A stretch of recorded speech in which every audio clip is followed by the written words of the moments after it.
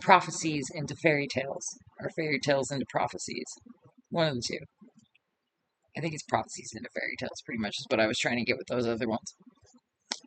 Is that, yeah, bringing real life reality of real life experiences, and it being a fairy tale. It's yeah, that's how God's the ultimate storyteller.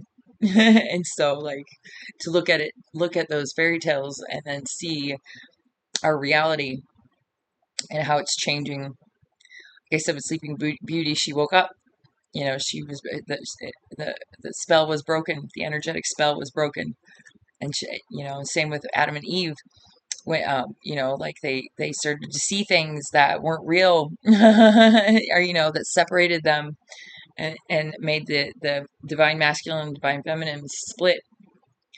And now we're waking up, and the energetic curse has been broken, and so we are unifying our divine feminine and our divine masculine, our masculine and our feminine, from the separation from the energetic spell that was put on us so long ago. So, and it's cool though, because we're coming out of that. It's like a lotus. We're shedding all the layers, and then we're unifying who we are back into our original divine source plan, our design blueprint, our divine blueprint, not design, divine design. I like to think of it divine symphony.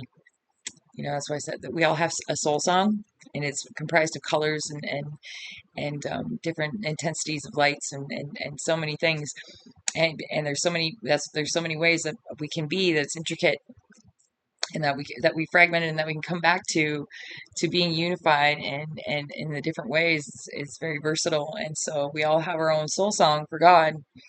And like I said, I like to imagine what that would look like, like, to be a soul song for God, the different colors, intensities, and sounds, and type deal.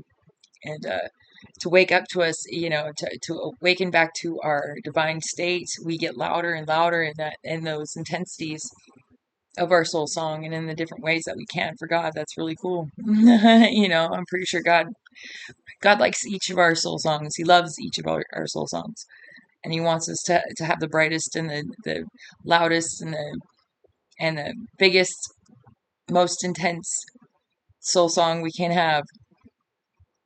That's what He wants. And we have to remove all the dark and dense layers that we've accumulated by splitting and fragmenting our souls through our own choice, like I said. So, it's empowering to think of it that way anyway. You don't want to be blaming stuff outside of yourself, because it doesn't help anything. And so, when you're like, I chose this life, I chose this experience, what is it? That's what makes you be able to question, what's making me have this experience, is if you go, I chose this experience. So what is this experience trying to tell me that I would choose for myself to learn? Type deal. That's what you got to look at. That's what you got to see. And it's so cool to try and to see God, to find your own. To find God is to find your spiritual lesson. Is to find what you're trying to teach yourself. Your soul is trying to teach yourself in this moment. Or in any even crucial moments, all that kind of stuff. What is your soul trying? What is the lesson that is to be learned, so you don't have to keep repeating the same thing over and over, and you can grow in this. And your soul song can grow, and your soul grows. For God. It's cool shit, dude.